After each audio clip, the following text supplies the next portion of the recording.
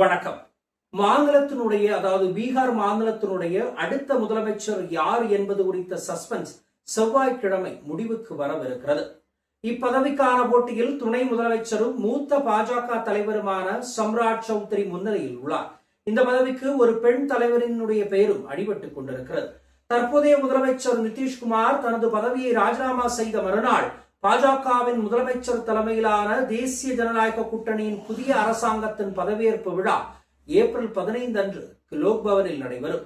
மாநிலத்தில் காவி கட்சி தலைமையிலான அரசின் பதவியேற்பு விழாவில் பிரதமர் நரேந்திர மோடியும் மத்திய உள்துறை அமைச்சர் அமித்ஷாவும் கலந்து கொள்வார்கள் என எதிர்பார்க்கப்படுகிறது. லோக்பவனில் இவ்விழாவிற்கான ஏற்பாடுகள் ஏற்கனவே தொடங்கிவிட்டன. மாநிலத்தின் அடுத்த முதலமைச்சர் யார் என்பது குறித்த சஸ்பென்ஸிற்கு முற்றுப்புள்ளி வைக்கும் வகையில் பாஜக தனது தலைவரை தேர்ந்தெடுப்பதற்காக செவ்வாய்க்கிழமை சட்டமன்ற கட்சி கூட்டத்தை கூட்டியிருக்கிறது.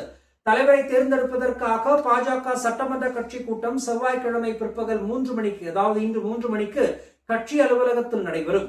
இதில் மத்திய வேளாண் துறை அமைச்சர் சிவராஜ் சிங் சௌகான் மத்திய பார்வையாளர்களாக கலந்து கொள்ள இருக்கிறார்கள் என்று பீகார் பாஜக தலைவர் சஞ்சய் சரோகி கூறியிருக்கிறார். இதற்கு முன்னதாக பீகார் முதலமைச்சர் நிதிஷ்குமார் கடைசி அமைச்சரவை கூட்டத்திற்கு தலைமை தாங்குவார். அதனைத் தொடர்ந்து லோக்பவனில் ஆளுநர் லெப்டினன்ட் ஜெனரல் சையத் அதா ஹாசனிடம் தனது பதவியை ராஜினாமா செய்வார். பீகார் சட்டமன்றத்தில் மாலை 4 மணிக்கு நடைபெறும் என்டிஏ சட்டமன்ற உறுப்பினர்கள் கூட்டத்தில் சட்டமன்ற கட்சி தேர்வு நடைபெறும். பீகாரில் பாஜகவுக்கு சொந்தமாக ஒரு முதலமைச்சர் அமைவது இதுவே முதல் முறையாகும்.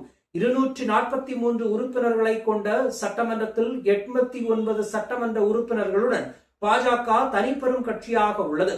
அதனைத் தொடர்ந்து 85 சட்டமன்ற உறுப்பினர்களுடன் ஐக்கிய ஜனதாதளம் 2வது இடத்தில் உள்ளது. பார்வையாளராக நியமிக்கப்பட்டுள்ள சௌகான் செவ்வாய்க்கிழமை நடைபெறவுள்ள கூட்டத்தில் என்டிஏ சட்டமன்ற கட்சி தலைவர் தேர்தலை மேற்பார்வையிடுகிறார். அதே நாளில் ஜேடியு கட்சியும் ஒரு சட்டமன்ற கட்சி கூட்டத்தை நடத்தும். குறிப்பாக பீகாரில் உள்ள என்டிஏ அரசாங்கத்தில் பாஜக, ஜேடியு, எல்ஜேபி, ஹெச்ஏஎம் மற்றும் உபேந்திர குஷ்வாவின் ஆர்எல்எம் ஆகிய 5 கட்சிகள் அங்கம் வகிக்கின்றன. புதிய அரசாங்கத்தில் நிதிஷின் மகன் நிஷாந்த் குமார் துணை முதல்வராக பதவியேற்க வாய்ப்பு இருக்கிறது. ஒட்டுமொத்தமாக நிதிஷ்குமாரினுடைய ஜேடியு கட்சி பாஜகவிற்கு பீகாரை தாரை வார்த்து கொடுத்திருக்கிறது என்பதுதான் இப்போது சொல்ல தோன்றுகிறது. அல்லது தன்னுடைய மகனை துணை முதலமைச்சராக மாற்றுவதற்கான பேராசை தனக்கு வேண்டுமென்றால் வரும் காலங்களில் ஜனாதிபதி மாளிகையிலோ அல்லது பிரதமர் மாளிகையிலே உட்கார்வதற்கான ஒரு வசதியை அமைத்துக் கொடுப்பார்கள் என்று இவரை ஏமாற்றியிருப்பார்கள். இதனை நம்பி நிதிஷ்குமார் தற்போது பீகாரை பாஜகவினுடைய கைகளில் கொண்டு சேர்க்கவிருக்கிறார். மற்றொரு சந்திப்போம். நன்றி, வணக்கம்.